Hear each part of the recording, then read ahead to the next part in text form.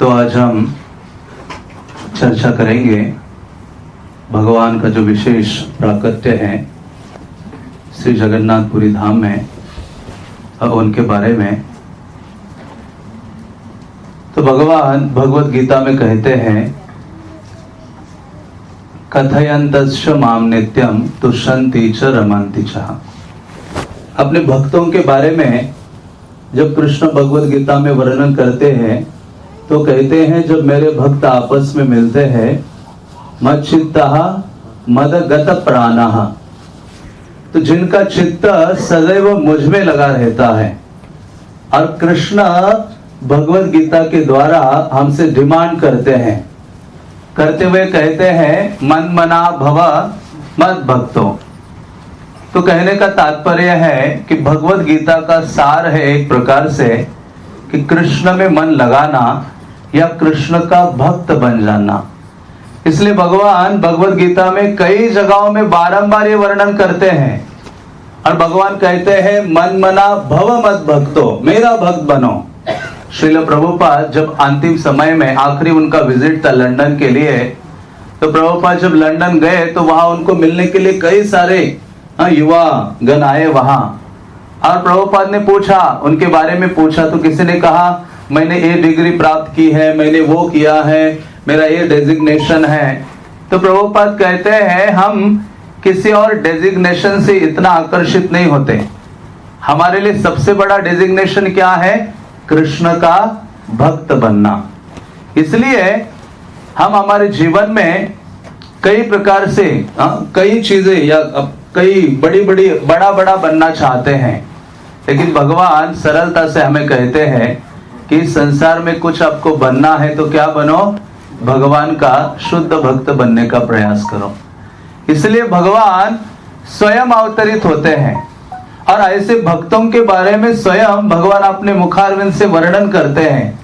भगवान कहते हैं, उन भक्तों का स्वभाव क्या होता है? जिनका चित्त सदैव मुझ में लगा रहता है और मैं ही उनके लिए क्या हो? प्राण हूं। मदगत प्राणा, मेरे अलावा उनके प्राण क्या हो जाएंगे? दूसरी भाषा में चले जाएंगे। मदगत प्राणा। और ऐसे भक्त जब आपस में मिलते हैं तो उनके चर्चा का जो विषय है, उनकी वार्ता का जो विषय है, वो मैं हूं। कथयन्तश्च माम नित्यम, ऐसे नहीं कि कभी कभी। भक्त जब आपस में मिलते तो भगवान कहते हैं कि नित्य रूप से मेरी चर्चा करते हैं और इस साथ ही साथ बोधयन्तः परस्परम, वो क्या करते हैं? एक दूसरे को बोध प्रदान करते हैं कृष्ण की सेवा में या कृष्ण की भावना में आगे बढ़ने के लिए।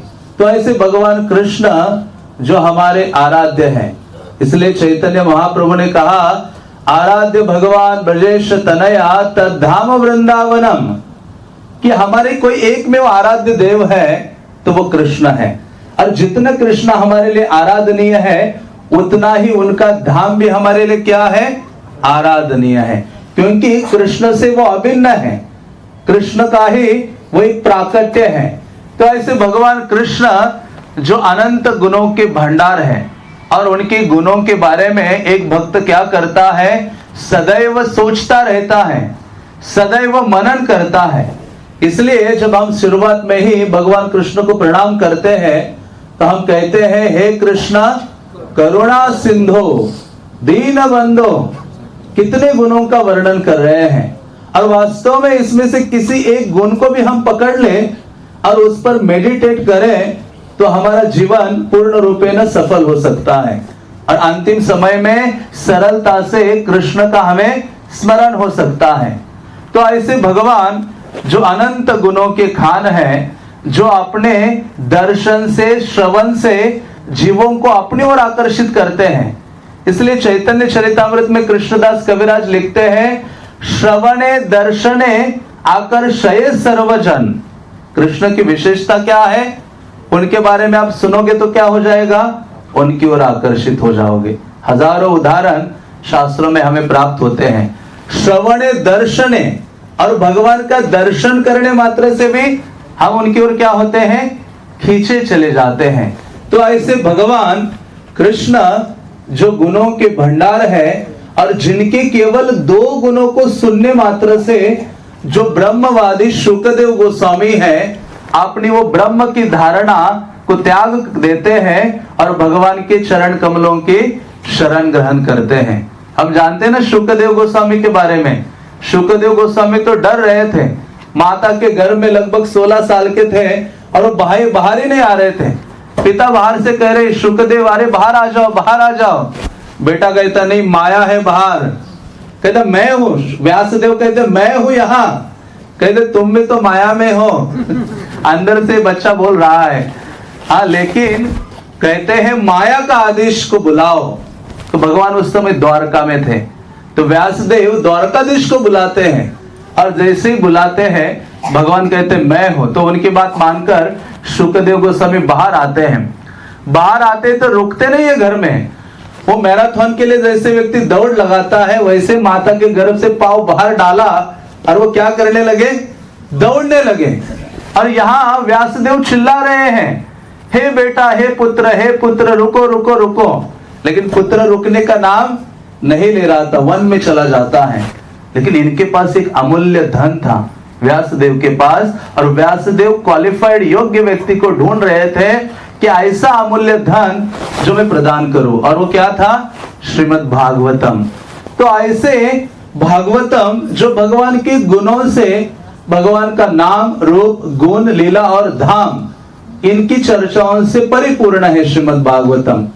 तो ऐसे योग्य व्यक्ति को ढूंढ रहे थे। तो जब व्यासदेव ने अपने शिष्यों को भगवान के गुणों का कुछ श्लोक सिखाए, उन श्लोकों को गाते रह गए वहां उनके जो शिष्यगण हैं। और ये जो शुकदेव गोस्वामी जंगल में दौड़ के चले गए थे, उन्होंने जब भगवान के 2 गुणों के बारे में सुना, वैसे तो एक गुण के बारे में सुना, और वो गुण कौन सा था भगवान का, करुणा।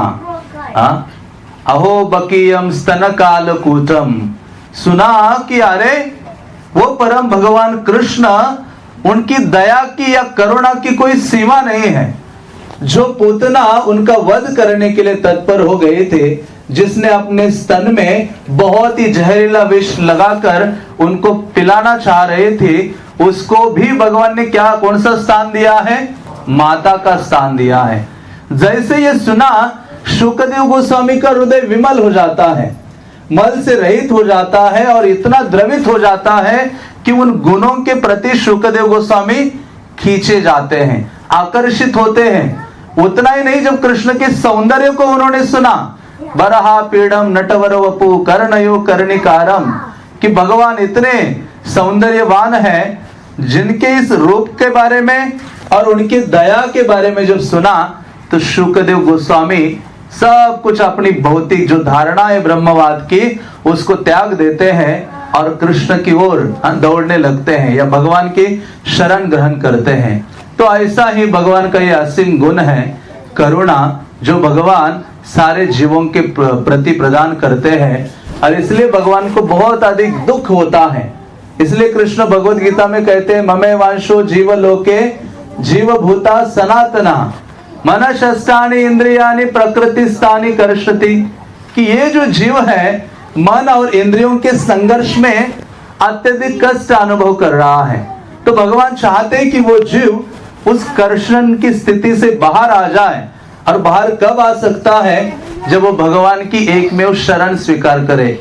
हाँ, लेकिन हम भगवान की शरण स्वीकार करने के लिए तैयार नहीं है। तो ऐसे करुणा के सागर, करुणा के जो सिंधु है कृष्ण, इतने अधिक दयालु हो जाते हैं, दयावान हो जाते हैं कि उनकी करुणा को वो दर्शाने के लिए भगवान कई प्रकार से इस जगत में आते हैं। एक तो वो स्वयं अपने अलग अलग अवतारों के रूप में आते हैं, विग्रह के रूप में आते हैं, अपने भक्तों को भेजते हैं, ग्रंथ भेजते हैं, इवन वृक्षा अर्चा अवतार तुलसी को देते हैं। उतना नहीं, गोवर्धन पहाड़ भी देते हैं। उसके अलावा भगवान इतना चरणामृत की नदी प्रदान करते हैं। कौन सी है वो नदी? गंगा, भगवान के चरण कमल से निकली है। तो एन केन प्रकारेण भगवान पूर्ण रूपेण प्रयास कर रहे हैं कि जीव मेरी ओर आ जाए, हाँ, मेरी शरण ग्रहण करे।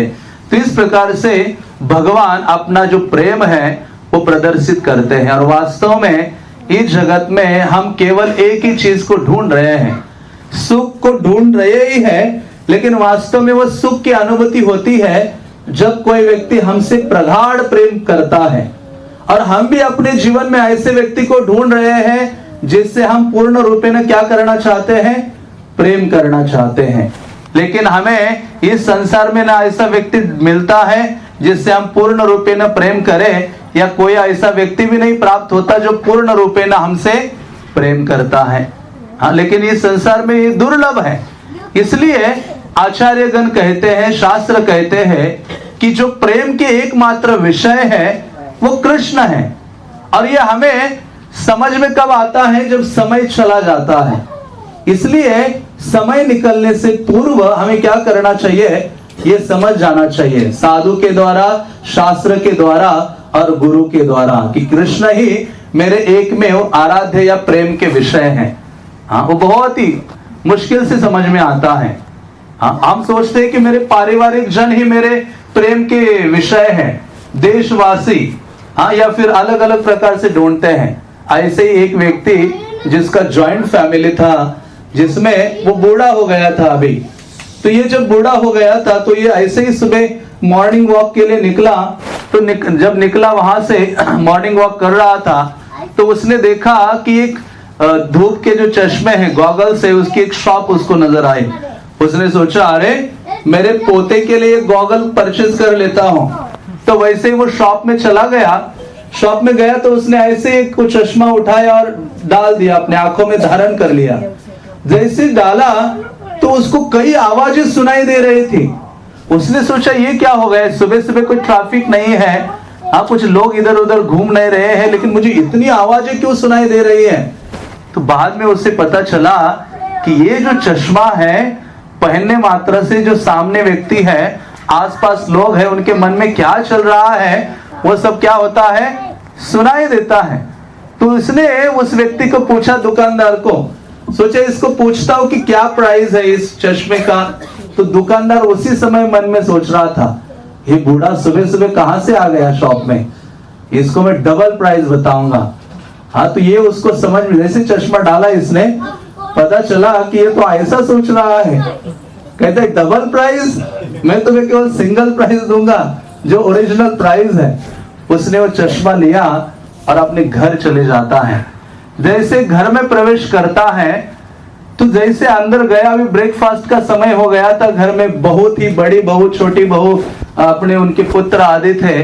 तो जैसे ये गए अंदर, तो उसी समय जो बड़ी बहू है या बेटा है बड़ा, वो कहता है ये बूढ़ा सुबह सुबह क्या हो गया इसको, शायद ये सठिया गया है।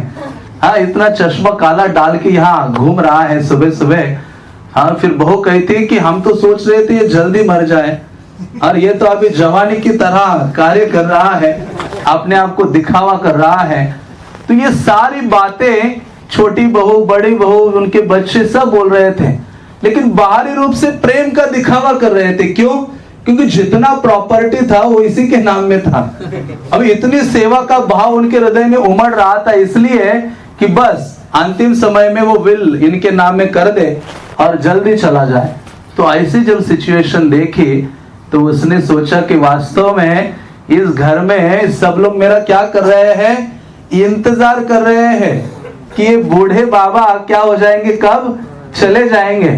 तो ऐसी जब स्थिति में वो सोच रहा था, आज उसको ब्रेकफास्ट भी गले के अंदर नहीं जा रहा था, गले में ही अटक रहा था सारा ब्रेकफास्ट, क्योंकि जिनसे वो इतना प्रेम चाहता था, जिनसे इतना प्रेम करता था, उनसे उनकी उसकी उपेक्षा की जा रही थी। और वास्तव में कटु सत्य है इस भौतिक जगत के। इसलिए भागवतम में कई जगहों में इस स्थिति का वर्णन किया है।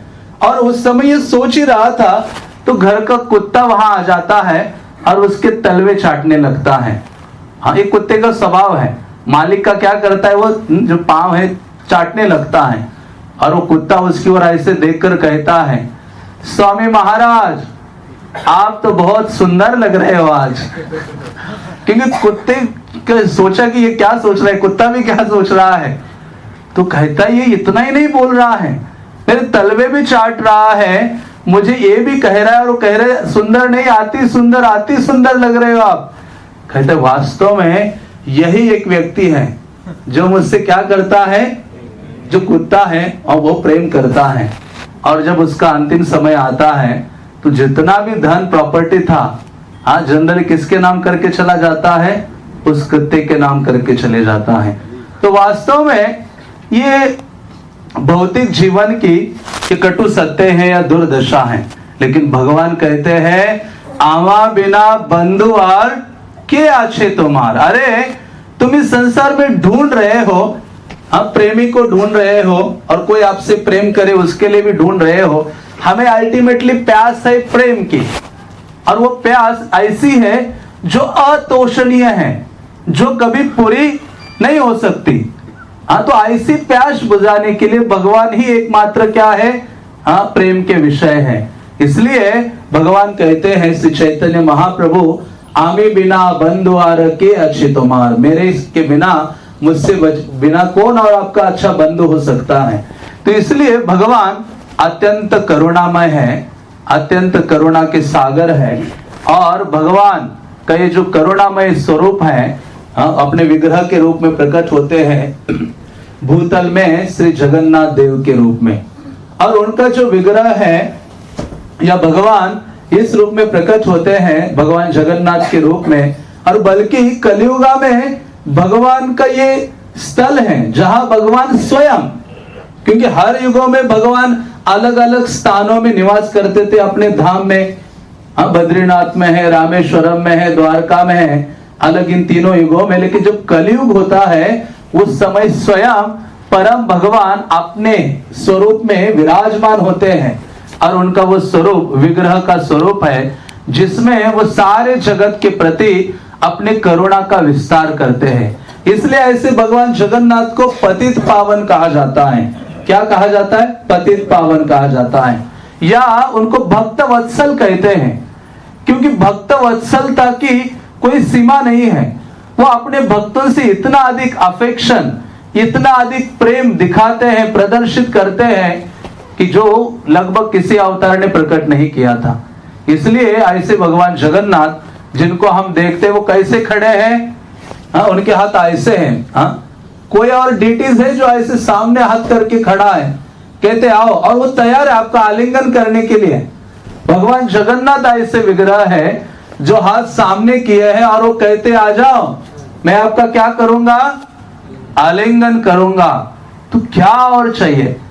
लेकिन हमने इंद्रिय भोगों का आलिंगन करके रखा है, इंद्रिय विषयों का इतना आलिंगन किया है कि उसको हम छोड़ना नहीं चाहते। लेकिन भगवान जगन्नाथ जो अपने करुणामय विग्रह के रूप में प्रकट होते हैं और हमारा आलिंगन करने के लिए सदैव सदैव तैयार है।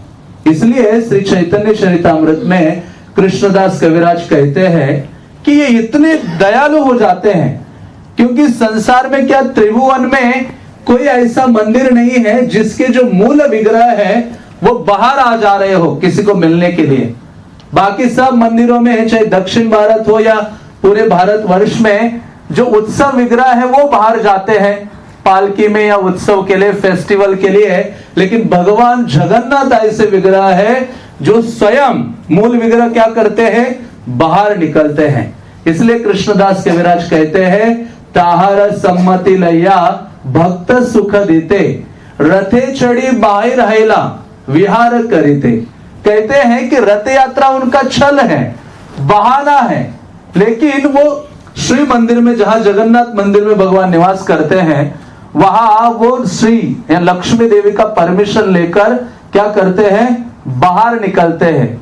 तो कृष्णदास कविराज कहते क्यों निकलते भगवान जगन्नाथ बाहर, तो कहते हैं भक्त सुख देते। किसको सुख देने के लिए? भक्तों को सुख देने के लिए। ये वास्तव में मानो उनका ये गोल है, लाइफ एंड सोल है कि वो अपने भक्तों को सुख प्रदान करना चाहते हैं। इसलिए वो रथ पर चढ़ते हैं, इसलिए निकलते हैं सारे जगत को अपना दर्शन देने के लिए और सारे जगत को अपना जो करुणा है उसको दिखाने के लिए। तो ऐसे भगवान करुणा के आगार है, जैसे भगवान करुणा के आगार है उसी प्रकार से उनका जो धाम है श्री जगन्नाथपुरी भी करुणा से परिपूर्ण है। शास्त्र कहते हैं कि उस धाम ऐसा है कि वहां जाने मात्र से आप भगवान जगन्नाथ को भूलना भी चाहोगे तभी भी आपको जगन्नाथ को वहां आप भूल नहीं सकते। वहां की हर चीज भगवान जगन्नाथ का स्मरण कराती है। हाँ, उड़ीसा में आप जाते हो, कितने लोग आप जब जगन्नाथपुरी गए हो? अधिकतर। तो वहां उड़ीसा की भाषा भी देखेंगे तो कैसी है? गोल गोल है। तो भगवान जगन्नाथ की आंखें क्या है? पूर्ण रूपेण गोल है। ऐसी आंखें हैं कि जिनमें पलक नहीं है, अपलक है। हाँ, हमारी पलकें तो हैं लेकिन वो अधिकतर झुकती है या झपक जाती है जब क्या होता है? प्रवचन शुरू हो जाता है।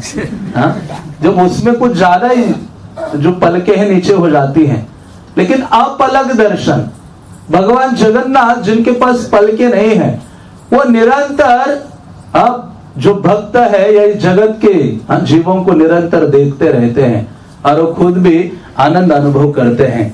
इसलिए जब आध्यात्मिक धाम में व्यक्ति जाता है, या चैतन्य भक्तिविनोद ठाकुर कहते हैं कि व्यक्ति को निश्चित रूप से भगवान के धाम में जाना चाहिए। हाँ, जो इस भूतल में है, वहां जाने से क्या होगा? सबसे पहले तो ये होगा कि हमारी जो मलिन चेतना है, मडी कॉन्शियसनेस, वो क्या होगी? शुद्ध हो जाती है। और दूसरा, भगवान के प्रति एक स्वाभाविक आकर्षण हमारे हृदय में जागृत होने लगता है। और तीसरा, भक्तिविनोद ठाकुर कहते हैं, गौरा अमार जे सब स्थाने करेलो भ्रमर रंगे, से सब स्थाने हेरिबो आमी प्रणयी भकत संगे। कि जहां जहां चैतन्य महाप्रभु गए हैं, वहां भक्तिविनोद ठाकुर कहते मैं जाना चाहता हूं। लेकिन कैसे जाना चाहता हूं? भक्तों के संग में जाना चाहता हूं।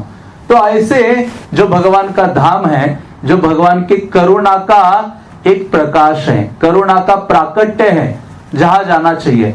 जगन्नाथपुरी में तो आप सो जाते हैं बहुत ही डीप स्लीप।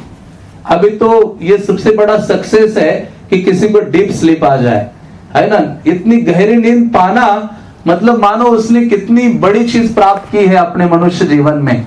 वो पॉसिबल ही नहीं है अभी। लेकिन जगन्नाथपुरी में आप सो भी जाते हैं डीप, तो जगन्नाथ कहते हैं कि ये तो पूर्ण रूपेण समाधि में पड़ा है। हाँ, ही इज इन डीप समाधि, मेरे स्मरण में पूर्ण रूपेण लगा है। वहां कोई व्यक्ति चलता भी है तो उस धाम की परिक्रमा कर रहा है। वहां कुछ बोलता भी है तो भगवान जगन्नाथ कहते हैं वो कौन सी कथा कर रहा है? जगन्नाथ कथा कर रहा है।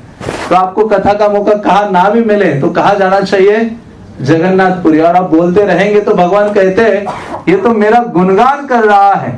तो इस प्रकार से इवन शिव पुराण में भी वर्णन आता है कि भगवान इतने अधिक दयालु हो जाते हैं कि वहां आने वाले व्यक्ति का 4 प्रकार से वो संसार से मुक्ति प्रदान करते हैं, उसको इस जड़ जगत से मुक्त कर देते हैं। ऐसे भगवान, वह 7 चीजें क्या है? कोई व्यक्ति भगवान का स्मरण करता है वहां तो भी वो मुक्त हो जाता है। कोई व्यक्ति वहां जाकर प्रसाद ग्रहण करता है। और वास्तव में जगन्नाथपुरी जाना मीन्स केवल 2 कार्य करने चाहिए। और वो 2 कार्य कौन से हैं? एक है उनका प्रसाद ग्रहण करना, क्योंकि मैं अभी परसों ही दुबई में क्लास दे रहा था तो मैंने कहा कि जगन्नाथ के प्रसाद की विशेषता है, जगन्नाथ भात जग पसारे हाथ। कि जगन्नाथ का भात ऐसा है कि पूरा जग उनके प्रसाद के लिए अपना हाथ सामने करता है। और ऐसे जगन्नाथ अपनी कृपा अपने प्रसाद के रूप में प्रदान करते हैं। और दूसरा, उनकी कृपा वो प्रदान करते हैं अपने दर्शन के द्वारा। तो इसलिए शास्त्र कहते हैं जब भी कोई व्यक्ति जगन्नाथपुरी जाता है तो उसको 2 कार्य अधिक से अधिक करने चाहिए। एक है आकंठ भोजन, कंठ तक खाना चाहिए कि कोई और चीज अंदर ना जाए, इसलिए कंठी माला पहनते हैं कि यहां तक चला जाया तो। और दूसरा, जितना अधिक हो भगवान जगन्नाथ का दर्शन करना चाहिए। और शास्त्र कहते कि वहां रहने से, वहां का दर्शन करने से, वहां की यात्रा करने से और वहां शरीर त्यागने से भी भगवान जगन्नाथ उसको अपना स्थान प्रदान करते हैं। तो इसलिए ये ऐसा जो धाम है, धाम शब्द का क्या अर्थ है? श्रील प्रभुपाद भागवतम में लिखते हैं धाम का मतलब है जहां भगवान निवास करते हैं। जहां भगवान निवास करते वो स्थान धाम है। या दूसरी जगह श्रील प्रभुपाद लिखते हैं कि जिस स्थान में भगवान के साथ बहुत ही सरलता से अपना संबंध स्थापित कर सकते हैं, उस स्थान को भी क्या कहा जाता है? धाम कहा जाता है। तीसरी चीज बताते हैं कि जहां नाम, रूप, गुण और लीला का वर्णन होता है प्रचुर मात्रा में, वो स्थान भी क्या बन जाता है? भगवान का धाम हो जाता है। और चौथी चीज क्या है? तुम्हारा हृदय सदा गोविंद विश्राम, कि भगवान का जो शुद्ध भक्त है उसका हृदय भी क्या बन जाता है? धाम बन जाता है, जिसमें भगवान गोविंद आकर निवास करते हैं। इसलिए शास्त्र और भी एक चीज कहते हैं, विशेष रूप से श्रील भक्ति विनोद ठाकुर कहते हैं, जय स्थाने वैष्णव गण से स्थान वृंदावन। क्या है? जय स्थाने वैष्णव गण से स्थान वृंदावन। तो हो सके कि हमें मौका नहीं मिल रहा है धाम में जाने का, लेकिन धाम प्रकट हो सकता है हमारे पास जिस स्थान में क्या हो? वैष्णव गण हो। जहां वैष्णव गण है वहां भगवान का नाम, रूप, गुण, लीला आदि है, और वहां धाम फोर्सफुली प्रकट हो जाता है।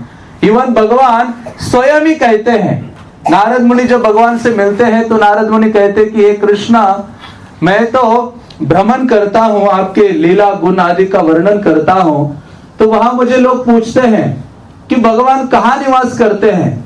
तो भगवान को नारद पूछते हैं कि आपका एड्रेस बताइए। तो भगवान कहते हैं कि यत्र गायन्ति मद भक्ता तत्र तिष्ठामि नारद, कि हे नारद, जहां मेरे भक्तगण मिलते हैं आपस में और मेरा गान करते हैं, तो वहां में क्या होता हूं? निवास करता हूं।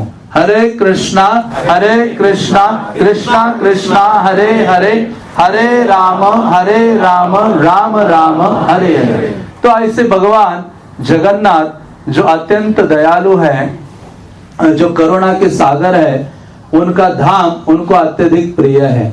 इसलिए भगवान देखो कितने अपने धाम से आसक्त हैं कि जो उनका धाम है उसका नाम अपने नाम से रख दिया उन्होंने। हाँ, जगन्नाथपुरी का नाम किसके नाम से रख दिया? खुद के नाम से रख दिया। पुरुषोत्तम क्षेत्र जगन्नाथपुरी, खुद का ही नाम लगाया। इसका मतलब वो किससे अधिक प्रेम करते हैं? अपने धाम से कितना प्रेम करते। क्यों? कोई पूछ सकता है कि भगवान को अपने धाम से इतना अधिक लगाव क्यों है? क्योंकि वहां उनके प्रिय भक्तगण निवास करते हैं। इसलिए किसी भी आध्यात्मिक स्थान में जाते हैं तो व्यक्ति को तीन चीजें जानने का प्रयास करना चाहिए। एक है धाम, और धाम की जो महिमा है उसके बारे में जानना चाहिए। और दूसरा है धामी। धामी मतलब जो धाम के आराध्य देव है। तो जगन्नाथपुरी जो धाम है उसकी महिमा से हमें अवगत होना चाहिए। और दूसरा वहां के जो परम ईश्वर है जिनको धामी कहा जाता है, तो वो उनके बारे में भी व्यक्ति को जानना चाहिए कि किस प्रकार से भगवान अपने भक्तों के साथ प्रेममय आदान प्रदान करते हैं। और तीसरी चीज क्या है? धामवासी, कि जो धाम के निवासी हैं, हाँ, उनके बारे में भी जानना चाहिए। और ये जानना चाहिए कि धाम के निवासी भगवान को सबसे अधिक प्रिय है। इसलिए वृंदावन दास ठाकुर चैतन्य भागवत में लिखते हैं, अहो तत्क्षेत्र महात्म्यम गर्धोभ्योपि चतुर्भुजा यत्र प्रवेश मात्रेण न कशापि पुनर्भव। कहते जगन्नाथपुरी के बारे में मैं क्या बोलूं। वृंदावन दास ठाकुर जब वर्णन करते कि चैतन्य महाप्रभु जगन्नाथपुरी में प्रवेश किए, जैसे प्रवेश किए चैतन्य महाप्रभु आनंदित हो गए और इतने दौड़े वहां से भगवान जगन्नाथ को देखने के लिए, और देखते ही उनका आलिंगन करना चाहा और वो आलिंगन नहीं कर पाए, लेकिन वहां ही जगन्नाथ को देख के क्या होते हैं? मूर्छित हो जाते हैं। तो प्रभुपाद एक जगह लिखते हैं कि वास्तव में ये असली दर्शन है। देखने मात्र से व्यक्ति को क्या हो जाना चाहिए? मूर्छित हो जाना चाहिए। इतना अधिक अनुराग भगवान के दर्शन के लिए, इतने अधिक गहरी लालसा। तो वृंदावन दास ठाकुर कहते हैं कि ऐसा भगवान जगन्नाथ का जो धाम है जहां गर्धोभ्योपि चतुर्भुजा, वहां का गधा भी कितने हाथ है उसके?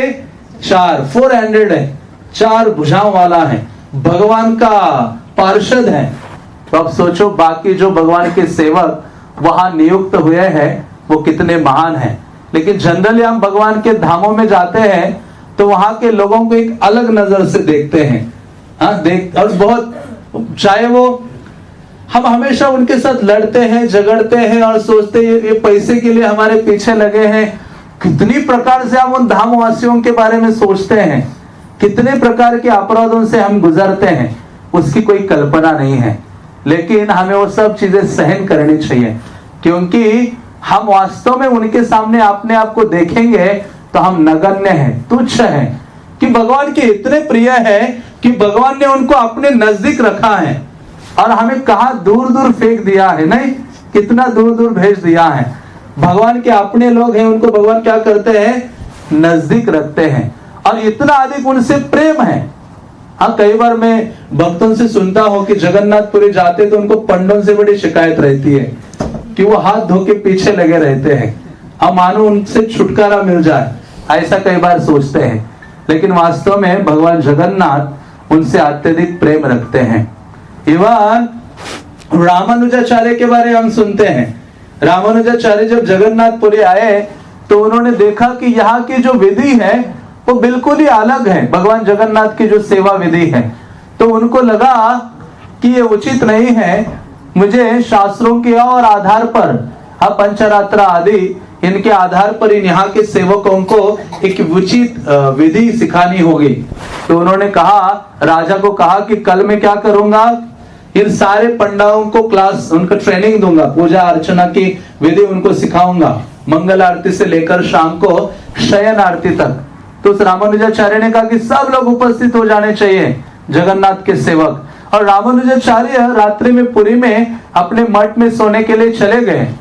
तो भगवान जगन्नाथ को टॉलरेट नहीं होता, उनके भक्तों के अगेंस्ट कोई ऐसा बर्ताव करता है तो जगन्नाथ उसको सहन नहीं करते। जगन्नाथ सबको सहन कर सकते हैं, हाँ, लेकिन बाकी और कुछ वो सहन नहीं करते। भगवान कहते मेरा हाथ भी भक्तों के अगेंस्ट हो जाएगा, उसको मैं क्या करूंगा, काट डालूंगा। इतना प्रेम है उनको अपने भक्तों से।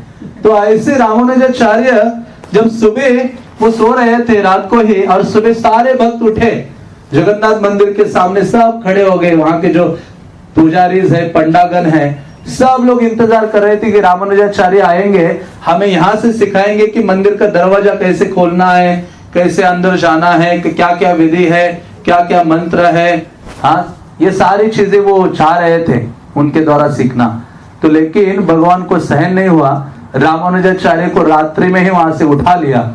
भगवान जगन्नाथ ने उनको उठा के विशाखापट्टनम के पास श्रीकाकुलम है, उसके पास बहुत ही छोटा सा गांव है, 13-14 किलोमीटर श्रीकाकुलम से, कुर्म क्षेत्र, वहां जाकर रामानुजाचार्य को डाल दिया। रामानुजाचार्य जब सुबह अपनी आंखें खोलते हैं तो वो देखते हैं कि मैं जगन्नाथपुरी में नहीं हूं। वो सोचते मैं कहाँ आ गया, पहले वहां देखा, अरे ये तो कुर्म क्षेत्र है। तो रामानुजाचार्य वहां फिर निवास करते हैं। वो सोचते हैं कि जगन्नाथ अपने भक्तों से अपने से भी अधिक क्या करते हैं, प्रेम करते हैं। जिस प्रेम की हम कामना करते हैं, ऐसे ही चैतन्य भागवत में वर्णन आता है पुंडरीक विद्यानिधि का। चैतन्य महाप्रभु के पार्षद है, गदाधर पंडित और पुंडरीक विद्यानिधि बहुत अच्छे मित्र थे, और ये प्रतिदिन जगन्नाथ का दर्शन करने के लिए जाते थे। लेकिन जब विंटर का सीजन आया, जिस समय भगवान जगन्नाथ को ठंड के कपड़े पहनाए जाते हैं, तो उस दिन वो विशेष फेस्टिवल हो रहा था, और उसको कहते ओड़न षष्ठी। अब शीत वस्त्र पहले दिन पहनाया जाता है। तो ऐसे दर्शन करने के लिए गए तो उन्होंने देखा कि ये तो बहुत ही नए कपड़े हैं और जिनके ऊपर माड़ लगा हुआ है, स्टार्च जो होता है, उसके बहुत कड़क होते हैं ना कपड़े। तो उन्होंने कहा ये तो अशुद्ध है स्टार्च, पहले इसको धोना चाहिए और उसके बाद भगवान को पहनाना चाहिए। और जो उनके सेवक थे पंडा, उन्होंने भी वैसे ही कपड़े पहने थे स्टार्च से युक्त। तो उन्होंने सोचा ये कैसे, इनको ज्ञान नहीं है, या ऐसे कपड़े जगन्नाथ को पहनाते हैं। तो भगवान चैतन्य के पार्षद पुंडरीक विद्यानिधि ऐसा उनके भक्तों के बारे में सोच रहे थे, जगन्नाथ को अंदर कुछ हो रहा था, उनको लग रहा था रात्रि होने दो, तुम्हें दिखाता हूं अभी। भगवान जगन्नाथ ने देखा जब संध्या हो गई तो ये पुंडरीक विद्यानिधि अपने रूम में जाकर लेट गए। तो जगन्नाथ बलराम को कहते, बलराम चलो अभी बाहर निकलते हैं। क्योंकि कुछ भी ऐसा कार्य करना होता है तो ये तीनों निकलते हैं अपने मंदिर से, श्री मंदिर से बाहर जाते हैं और जाकर पुंडरीक विद्यानिधि बड़े सो रहे थे आराम से, भगवान जगन्नाथ जाते हैं और उनके जाकर जगन्नाथ जी छाती पर बैठते हैं। हाँ, वैसे तो कहते कि बलराम बैठ गए और उनको इतना मारने लगे, हाँ, इतना मारा तो अभी बलराम उनके छाती में थे, मार रहे थे। भगवान जगन्नाथ कहते अभी तुम नीचे उतर, मुझे चढ़ने दो। जगन्नाथ जी उनकी धुलाई करते हैं और जब सुबह हो जाता है तो, लेकिन ये सुभद्रा देवी जिनका माँ का हृदय है वो कहती नहीं नहीं नहीं, बहुत हो गया, इतना थोड़ी मारा जाता है, अभी चलो चलो वापस चलते हैं।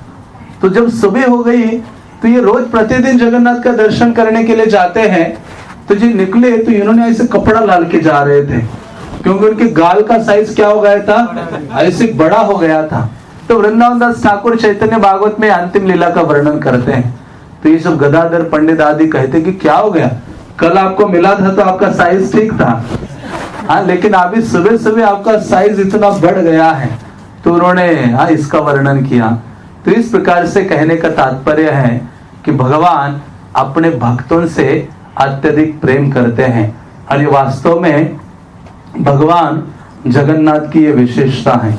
इसलिए शास्त्र कहते हैं कि ऐसे करुणा के सागर, दया के जो पूर्ण भगवान हैं, उनकी व्यक्ति को आराधना करनी चाहिए और उनके बारे में क्या करना चाहिए, जानने का प्रयास करना चाहिए। तो भगवान हमसे कुछ आकांक्षा नहीं रखते, जगन्नाथ कुछ हमसे मांगते नहीं हैं, लेकिन कुछ मांगते हैं तो एक ही चीज मांगते हैं और वो क्या है, वो हमारा मन चाहते हैं। इसलिए गीता में भगवान बारंबार क्या कहते हैं, आप मुझे क्या प्रदान करो, मन प्रदान करो, मन मनहा भव मत भक्तो, कि आप मुझे मन दो बारंबार। लेकिन हम सब कुछ देना चाहते हैं, लेकिन कृष्ण को अपना मन देना नहीं चाहते। इसलिए हम वो सुनते हैं, जयपुर की जो राजकुमारी थी विष्णु प्रिया, हाँ, जिनके पेरेंट्स जय सिंह, राजा जय सिंह जयपुर के डिवोटी थे और वो एक बार जगन्नाथपुरी गए थे अपनी पत्नी चंद्रावती के साथ। वहां जगन्नाथ का उन्होंने दर्शन किया, प्रसाद आदि लिया, इतनी महिमा सुनी और जब वो वापस आ गए वो जगन्नाथ के स्मरण में निमग्न रहते थे। और ये जो रानी थी, उनको पुत्री जब हुई उसका नाम उन्होंने विष्णु प्रिया रखा और ऐसी विष्णु प्रिया भी भगवान की भक्त थी। लेकिन ये रानी चंद्रावती जब बहुत अधिक बीमार हो गई, इतनी बीमार हो गई कि मारो मरणासन्न, मृत्यु बहुत नजदीक था उनके। तो ये जो उनकी पुत्री थी विष्णु प्रिया, वो भगवान से प्रार्थना करने लगी। वो कहने लगे कि मानो कोई भगवान है ही नहीं, क्या सारे पत्थर की मूर्ति बन गए हैं जो मेरी माता के दुख का निवारण नहीं कर पा रहे हैं। तो ऐसा वो सोचते जा रहे थे, बोल रहे थे। उनके महल के बाहर देखा कि एक व्यक्ति जोर जोर से भगवान के गीत गाते हुए जा रहा था, गीत गाते हुए जा रहा था। तो उसको लगा कोई भिक्षुक गाते हुए जा रहा है। लेकिन आपने जब सेविकाओं को भेजा, सेविकाएं जब वहां गई तो देखा कि भाई जगन्नाथपुरी से एक सन्यासी है जो जगन्नाथ के गीत गाते हुए जा रहा है जयपुर में। और जब ऐसे उन्होंने देखा तो उस व्यक्ति से मिले वो सेविकाएं और उन्होंने जगन्नाथ का प्रसाद प्रदान किया, कहा रानी को ये दे दो, उससे वो ठीक हो सकती है आज भगवान जगन्नाथ को प्रार्थना करने से। तो कालांतर में वो ठीक भी हो जाती है।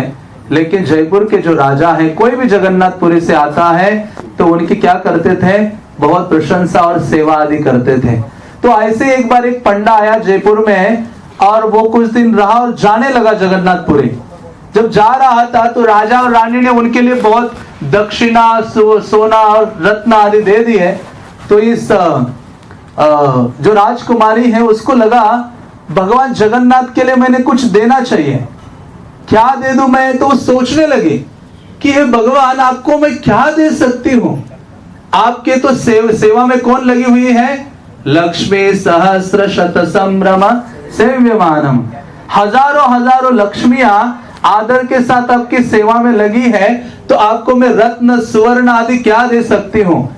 इसलिए जब वो और डीप सोचने लगी तो राजकुमारी को पता चला कि जगन्नाथ के पास एक चीज मिसिंग है, एक चीज की कमी है।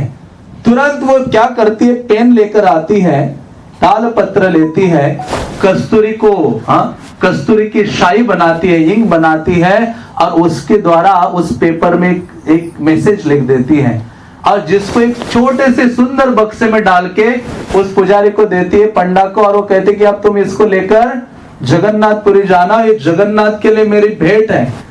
अभी ये जो पंडा है इसका सारा ध्यान उस बॉक्स पर था कि क्या दिया हुआ है यार, उसको ये सारी जो चीजें दी थी उसमें वो ध्यान नहीं था। वैसे होता है, हमारे सामने प्रसाद उनकी प्लेट होती है, उससे ज्यादा ध्यान हमारा दूसरे प्लेट में रहता है कि वहां क्या सर्व हो रहा है। तो यहाँ इस कितनी चीजें थी उसमें संतुष्ट नहीं था, वो सोचता है जगन्नाथ के लिए क्या उस बक्से में कुछ तो मूल्यवान होगा, राजकुमारी ने दिया है। तो फिर वो क्या करता है, पूरी पहुंचने से पहले रास्ते में खोल देता है, खोल के देखता है ये क्या है, कागज का टुकड़ा है। कहते पागल है राजकुमारी, उसको फेंक देता और निकल जाता है। जब जगन्नाथपुरी पहुंचा, वहां जाकर वो सो रहा था, तो भगवान जगन्नाथ सपने में आते हैं। कहते कैसे तुम निष्ठुर हो, तुम्हारे लिए जितने भी भेंटे दे थे वो सब तुम बड़े ध्यान पूर्वक अपने साथ लेके आए। राजकुमारी ने पर्सनली मेरे लिए कुछ दिया था, उसको तुमने क्या कर दिया, फेंक दिया। लेकिन अरे हाँ, मैंने वहां से उठा के अपने साथ अभी ले आऊं, कल सुबह सुबह आ जाना मॉर्निंग में, देखना जहां मेरा ये लॉकेट है जो मैं धारण करता हूं, जब कौस्तुभ मणि का निवास है वहां वो एक टुकड़ा वहां लटका हुआ है, वो आकर देखो। तो सही में ये डर जाता है, कहता है, और सुबह वो निकलता है और जाता है। तो सारे पुजारियों के साथ जब जगन्नाथ का दर्शन खोलता है और सामने देखते हैं सभी लोग कि कोई चीज जगन्नाथ की यहाँ लटक रही है, वो कागज का टुकड़ा था। और मेन जो पुजारी है वो लेते हैं और वो क्या करते, पढ़ने लगते थे। उसमें क्या लिखा था इस राजकुमारी ने, राजकुमारी लिखती है, रत्नाकरस्तव ग्रहं ग्रहिणीं च लक्ष्मी किं देयमस्ति भवते पुरुषोत्तमाय आबीर गोपललनार्त मानसाय दत्तम मनस ददनु में कृपया ग्रहाना। तो वो लिखती है, रत्नाकरस्तवम ग्रहं ग्रहिणीं च लक्ष्मी, हे कृष्णा, जो क्या मैं आपको रत्न कैसे दे सकती हूँ, क्योंकि रत्नाकर की बेटी ही लक्ष्मी है, समंदर की पुत्री है ना लक्ष्मी, जिनमें रत्न प्राप्त होते हैं, वही आपकी सेवा में लगी है। कि किम देयम अस्ति भवते पुरुषोत्तमाय, हे पुरुषोत्तम भगवान, मैं आपको और क्या दे सकती हूँ इस संसार का। लेकिन मैं समझ गई हूँ एक चीज आपके पास नहीं है, वो चीज मैं आपको दे रही हूँ।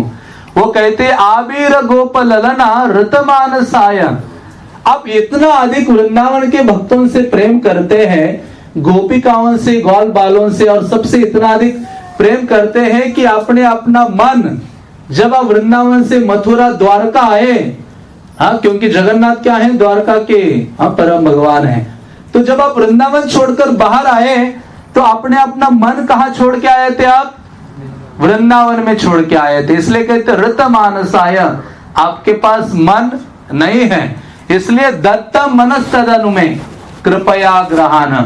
हे कृष्ण, हे पुरुषोत्तम, हे जगन्नाथ देव, मैं अपना मन आपको दे रही हूं, कृपा करके आप क्या कीजिए, इसको ग्रहण कीजिए। और वास्तव में जगन्नाथ चकित हो जाते, कहते ये क्या बोल रही है राजकुमारी। हाँ, तो वास्तव में वही सबसे बड़ी भेंट है, या कोई चीज अर्पण करना चाहते हैं, जहां मन हो वहां सारी चीजें हैं। तो इसलिए कहने का तात्पर्य है कि भगवान हमसे मन चाहते हैं, इसलिए भगवान बारंबार हमसे यही निवेदन करते हैं, मन मना भव मत भक्तो। और परम सिद्धि यही है, कोई उपाधि बड़ी चाहिए या कुछ हमें बनना है तो भगवान का विनम्र भक्त बनने का प्रयास करना चाहिए। और भक्त तभी बन सकते हैं जब हमें अपना मन जो है भगवान को अर्पित कर सके। और मन अर्पण करने की विधि श्री चैतन्य महाप्रभु ने हमें प्रदान की है, और वो क्या है, हरे कृष्णा कृष्णा कृष्णा हरे राम राम राम हरे हरे। तो इसलिए इस विधि को हम स्वीकार करें और अपना जो जीवन है उसको धन्य बना सकते हैं। हरे कृष्णा।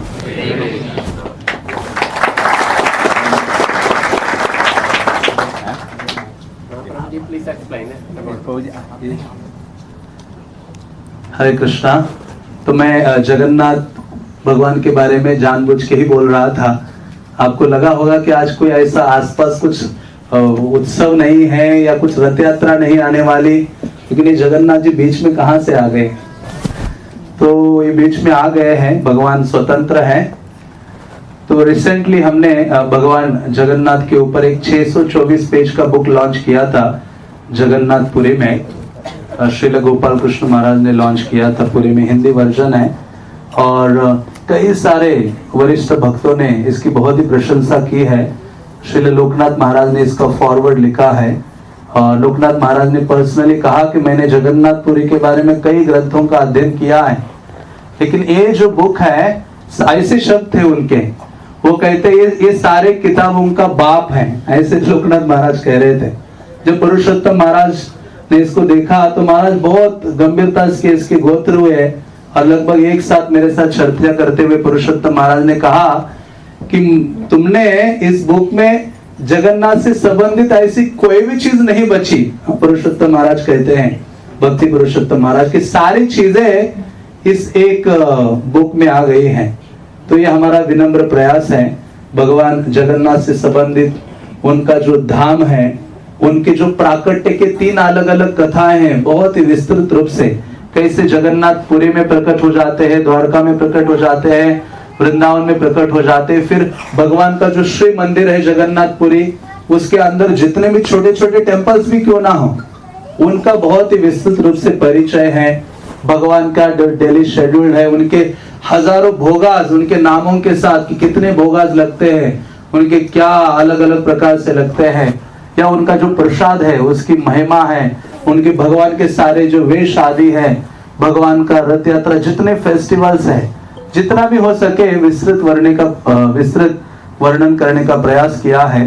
जितना भी भक्तों से सुना था या पढ़ा था, और लगभग 15 या 16 साल जगन्नाथपुरी कई भक्तों के साथ यात्रा में जाने का मौका मिला था, उन सबको लेकर एक विस्तृत बुक लाने का प्रयास किया है।